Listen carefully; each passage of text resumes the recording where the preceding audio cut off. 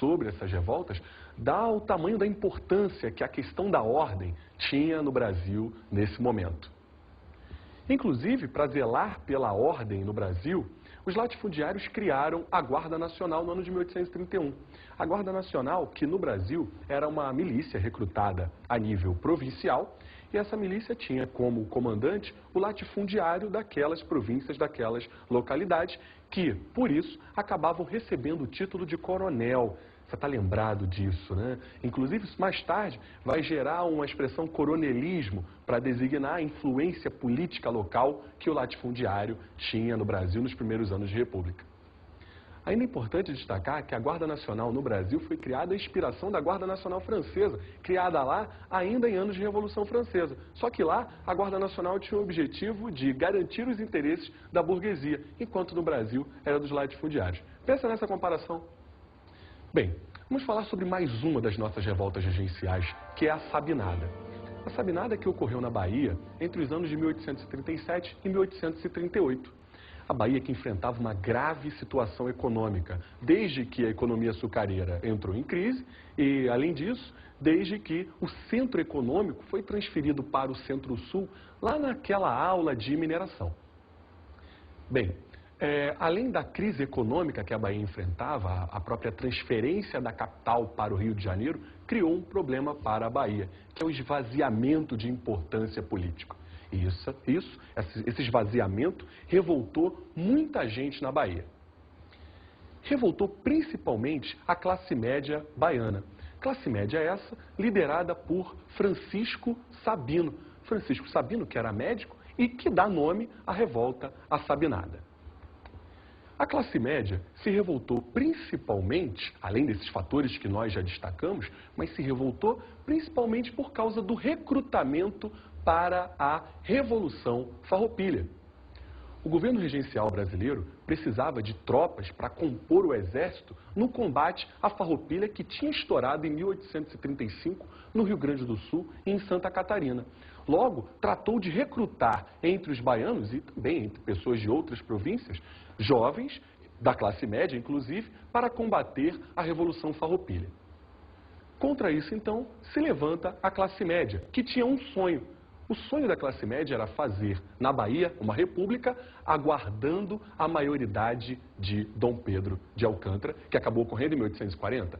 Percebe que, ao defender uma república separada do restante do Brasil, a Sabinada também ameaça a ordem e a unidade territorial no Brasil. Logo, precisava ser reprimida, e foi, hein? Foi reprimida por latifundiários, lá da Bahia, também muito pouco interessados na separação da Bahia em relação ao resto do Brasil, e, é claro, pelas autoridades regenciais. Vamos falar agora sobre mais uma das nossas revoltas, que é a Revolta dos Malês. A Revolta dos Malês aconteceu também na Bahia no ano de 1835, mas vamos falar sobre esse termo, o termo malê. O termo malê se refere ao escravo islamizado. Isso aí. Muitos escravos que chegavam ao Brasil, que chegavam na Bahia, eram escravos muçulmanos. Você sabe o que significa islamismo, islão? Islão significa submissão a Deus, a Alá, mas nunca a outro homem. Percebe então que, influenciado pelo islamismo, o escravo malê, né, o escravo islamizado, o malê, luta contra a escravidão, lá na Bahia. O latifundiário não gostou nada dessa ideia. Nossa, escravos urbanos se revoltando, escravos de Salvador, escravos urbanos se revoltando contra a escravidão. O latifundiário pensou, caramba, e se acontece a mesma coisa que aconteceu no Haiti a partir de 1791?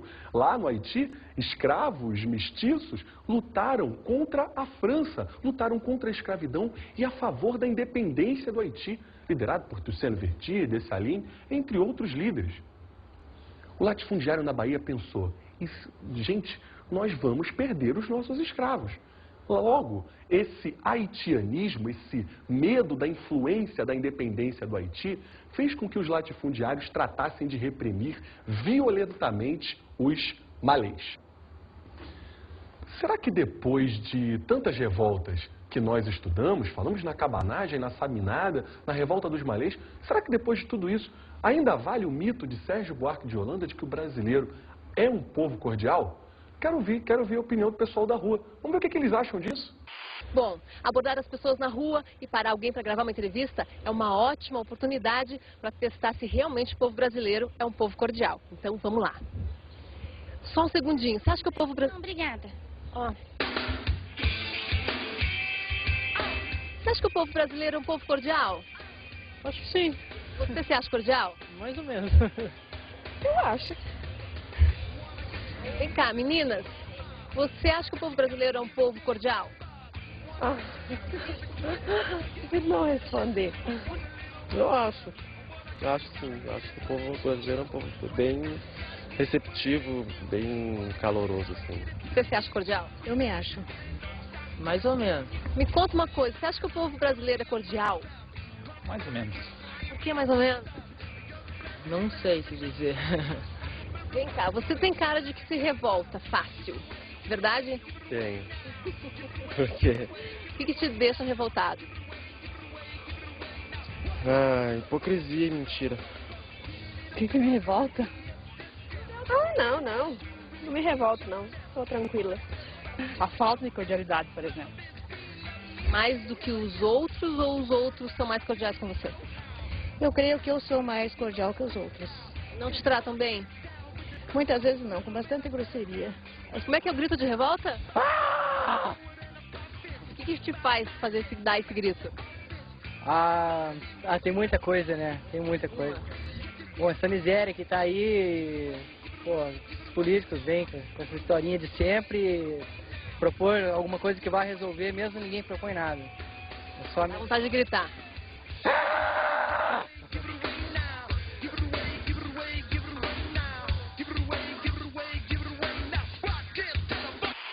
Bem, vamos agora a outra das nossas revoltas regenciais no Brasil. Vou falar de balaiada, que aconteceu no Maranhão entre 1838 e o ano de 1841.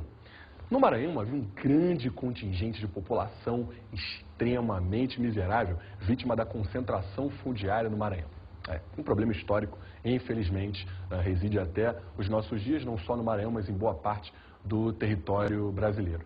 Bem, lá no Maranhão, esse grande contingente de população miserável ainda foi vítima da crise da lavoura algodoeira.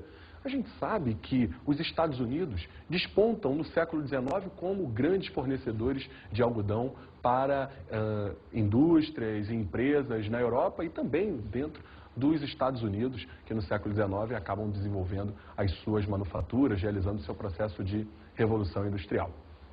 Essa crise econômica no Maranhão, ela agravou e muito a situação dessa já miserável população. E isso, no Brasil, já era situação indispensável, necessária para a eclosão de revoltas como a balaiada que acontece em 1838. Inclusive, o nome da revolta, balaiada, vem de um dos líderes, Manuel Balaio, artesão e fazedor de cestos, de balaios, pessoa extremamente humilde. O outro líder era o Raimundo Gomes, vaqueiro, conhecido como Cara Preta, além do Negro Cosme. O Negro Cosme que era chefe de quilombo e que mobiliza milhares de escravos na luta contra o governo regencial e a situação de miséria da população do Maranhão. Essa população revoltada, que inclusive chega em 1839 a tomar a vila de Caxias. Aí entra a ação de Luiz Alves de Lima e Silva, do Exército Brasileiro. Luiz Alves de Lima e Silva foi feito presidente da província do Pará por Dom Pedro II, que em 1840 já estava no poder, ainda antes de completar os 18 anos, como você viu na sua aula de governo regencial. O Dom Pedro II nomeou Caxias para que, de posse da presidência da província do Maranhão, pudesse reprimir a balaiada. E foi o que aconteceu. O Luiz Alves de Lima e Silva conseguiu reprimir a balaiada, claro que com centenas de mortos no movimento.